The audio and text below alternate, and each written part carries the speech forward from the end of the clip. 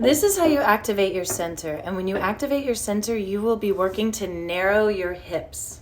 So I have talked to you guys about the pelvic floor, the diamond of muscle at the base of our pelvis. And then I've talked to you about engaging your pelvic floor so that you feel the energy going up, a nice doming upwards of those muscles. Now, this is what I want you to picture.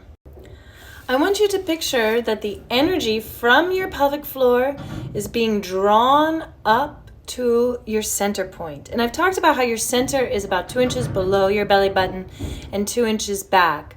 So it varies person to person. But as you are pulling up, feel that you are pulling up your pelvic floor muscles towards that center point. And that is activating your center. Now this narrows your hips because as you are pulling upwards, there will be a narrowing across the front of your pelvis and a widening across the back of your pelvis. And that's what we want because our pelvis has these beautiful pelvic arches in the back.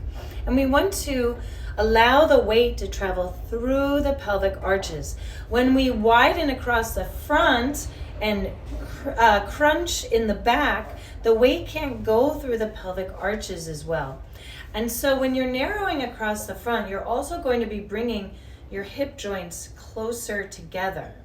And that activation, if you are activating your center like that throughout the day, over time you will see a noticeable difference of lifting up off your hips and bringing your hip joints slightly closer together. Now, this is a great thing to practice as you're sitting throughout the day. As you're sitting, first of all, of course, support your lumbar spine. If your lumbar spine is supported so that the lower spine curves forward, then your head will balance on top so much more easily. And then I do like to sit so that my feet are flat on the ground. Or since I use my foot massager, my chair is normally a little higher.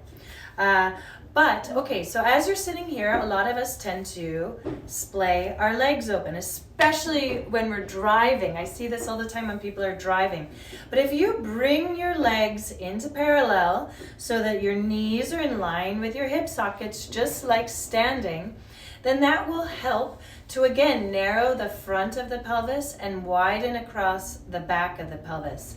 And just keep that activation throughout the day. And remember that every time that you activate your center, you are helping other parts of your body to relax. I know that when I activate my center, I can feel places in my neck relaxing.